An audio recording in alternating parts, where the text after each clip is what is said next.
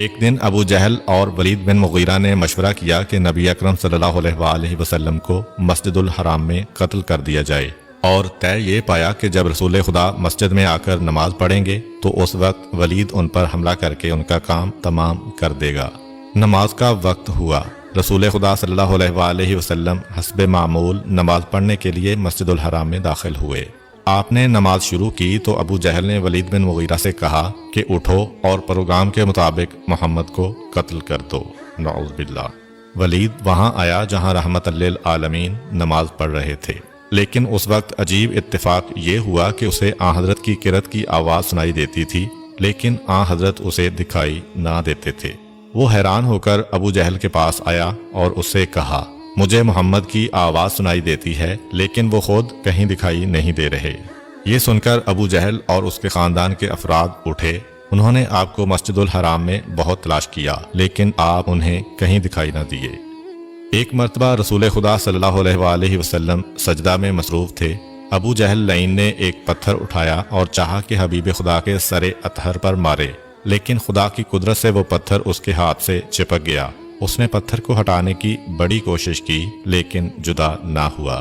جب آن حضرت نماز سے فارغ ہوئے تو ابو جہل آپ کے پاس آیا اور کہا، خدارا اس پتھر کو میرے ہاتھوں سے جدا کریں۔ آن حضرت صلی اللہ علیہ وآلہ وسلم نے دعا مانگی تو اس کے ہاتھ سے پتھر جدا ہو گیا۔ کچھ عرصہ گزرنے کے بعد ابو جہل نے پھر آن حضرت کو شہید کرنے کا ارادہ کیا۔ اس نے ایک بھاری پتھر اٹھایا اور چاہا کہ حالت سجدہ میں پڑے ہوئے رسول اکرم صلی اللہ علیہ وآلہ وسلم پر گرائے، لیکن جیسے ہی وہ آن حضرت کے قریب گیا تو کانپتا ہوا پیچھے ہٹا۔ لوگوں نے اس سے اس کی وجہ پوچھی تو اس نے کہا، جیسے ہی میں نے پتھر مارنے کا ارادہ کیا تو میں نے دیکھا کہ ایک بڑا سانڈ دم اٹھائے میری طرف آ رہا ہے۔ میں اگر آگے بڑھتا تو وہ مجھے مار ڈالتا۔ ایک دفعہ نصر بن حارث نے بھی آن حضرت صلی اللہ علیہ وآلہ وسلم کو شہید کرنے کا ارادہ کیا تھا، مگر جیسے ہی وہ آن حضرت کے قریب گیا تو کانپتا ہوا پیچھے ہٹا۔ پھر اس نے ابو جہل سے کہا، میں جیسے ہی قتل محمد کے ارادہ سے آگے بڑھا تو مجھے سیاہ رنگ کے سانپ دکھائی دیے جو منہ کھولے میری طرف آ رہے تھے، اس لیے میں ڈر کے مارے واپس آ گیا۔ بعثت پیغمبر صلی اللہ علیہ وآلہ وسلم کے ابتدائی دنوں کا واقعہ ہے کہ عرب میں فضیل بن عمیر نامی ایک شخص رہتا تھا جو بت پرست تھا۔ اس میں ہر طرح کی برائیاں بدرجہ اتم موجود تھیں۔ وہ رسول خدا صلی اللہ علیہ وآلہ وسلم کا بدترین دشمن تھا۔ ایک مرتبہ اس نے پروگرام بنایا کہ وہ مکہ جائے اور رسول خدا کو جا کر قتل کر دے۔ وہ شخص مکہ آیا اور مسجد الحرام گیا۔ اتفاق سے رسول خدا صلی اللہ علیہ وآلہ وسلم اس کے روبرو ہوئے تو آپ نے فرمایا، کیا تو فضیل ہے؟ اس نے کہا، جی ہاں۔ آپ نے فرمایا، یہاں کیا نیت لے کر آیا ہے؟ اس نے کہا، میں بیت اللہ کے طواف کی نیت سے یہاں آیا ہوں۔ نبی اکرم صلی اللہ علیہ وآلہ وسلم نے فرمایا، خدا سے مغفرت طلب کر اور اس کے حضور توبہ کر اور اس کے دین سے تمسک اختیار کر۔ شیطان نے تیرے دل پر پھونک ماری ہے اور اس نے تجھے ایک ایسے فعل کے متعلق دھوکہ دیا ہے جسے صرف وحشی افراد ہی سر انجام دیا کرتے ہیں، اور وہ فعل قتل ہے۔ آن حضرت صلی اللہ علیہ وآلہ وسلم کی زبان سے یہ کلمات سن کر اس کے دل کی دھڑکن تیز ہو گئی اور اس کا رواں رواں کانپنے لگا۔ پھر اس نے کہا، اشہد ان لا الہ الا اللہ وحدہ لا شریک لہ وانک رسول اللہ۔ میں گواہی دیتا ہوں کہ اللہ وحدہ لا شریک کے علاوہ کوئی معبود نہیں ہے اور آپ اللہ کے رسول ہیں۔ اس طرح وہ فی الفور اسلام لے آیا اور بعد میں اچھا مسلمان ثابت ہوا۔ ایک دفعہ آن حضرت صلی اللہ علیہ وآلہ وسلم کے دشمنوں نے یہ فیصلہ کیا کہ وہ آپ کو ہر قیمت پر قتل کر کے رہیں گے، لیکن احکم الحاکمین خدا نے آپ سے وعدہ کیا تھا کہ وہ آپ کو دشمنوں کے شر سے محفوظ رکھے گا۔ اسی لیے آپ کے دشمنوں نے آپ کے خلاف جتنی بھی سازشیں کیں وہ سب کی سب ناکامی سے دوچار ہوئیں۔ جب جنگ خیبر حضرت علی علیہ السلام کی بے مثل شجاعت سے اختتام پذیر ہوئی اور مسلمانوں کو یہودیوں پر فتح حاصل ہوئی تو ایک یہودی عورت نے خیبر کا بدلہ لینے کے لیے آن حضرت کو شہید کرنے کا منصوبہ تیار کیا۔ مؤرخ یعقوبی کے بقول وہ عورت مرحب بن حارث کی بہن زینب تھی۔ اس نے ایک بکری ذبح کی، اس کے گوشت کو بھونا اور اس پر مہلک زہر ڈال کر رسول اکرم صلی اللہ علیہ وآلہ وسلم کی خدمت میں لے آئی اور اسے آن حضرت کے سامنے بطور ہدیہ پیش کیا۔ رسول اکرم صلی اللہ علیہ وآلہ وسلم خلق عظیم کے مالک تھے۔ آپ کسی کا ہدیہ رد کرنا مناسب نہیں سمجھتے تھے۔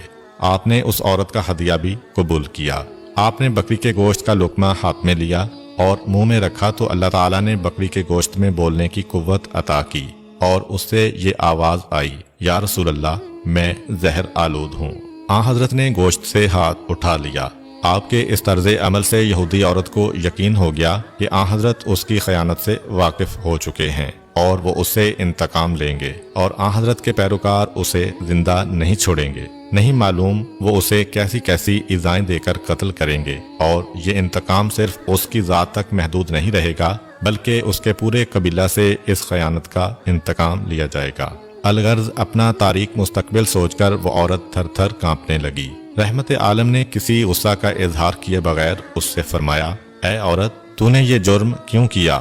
کیا میں نے تجھ سے کوئی برائی کی تھی؟ یہودی عورت سوچنے لگی کہ وہ کیا جواب دے کہ وہ خطرہ سے بچ سکے۔ کچھ دیر سوچنے کے بعد اس نے کہا، یا رسول اللہ، میری طرف سے معذرت قبول کریں، میں آپ کا امتحان لینا چاہتی تھی اور میں نے اپنے دل میں یہ سوچا تھا کہ میں انہیں زہر آلود کھانا پیش کروں گی۔ اگر وہ نبی ہوں گے تو وہ اس زہریلے کھانے کو نہیں کھائیں گے، اگر وہ نبی نہیں ہوں گے تو زہریلا کھانا کھا کر ہلاک ہو جائیں گے۔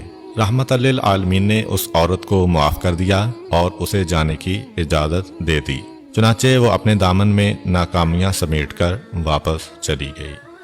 ایک دفعہ کا ذکر ہے کہ نبی کریم صلی اللہ علیہ وآلہ وسلم ایک فوجی دستہ لے کر مشرکین کے ایک گروہ سے جنگ کرنے کے لیے مدینہ سے روانہ ہوئے۔ مشرکین مقام ذی امر پر آپ کے مقابلہ کے لیے جمع ہو چکے تھے۔ جب مشرکین نے اسلامی لشکر کو اپنی طرف آتا ہوا دیکھا تو وہ اس جگہ کو چھوڑ کر ادھر ادھر منتشر ہو گئے۔ رسول خدا اور آپ کے صحابہ نے ان کے انتظار کے لیے وہاں پر پڑاؤ ڈال دیا۔ اس دوران کچھ بارش ہوئی جس سے حضرت کا لباس بھیگ گیا۔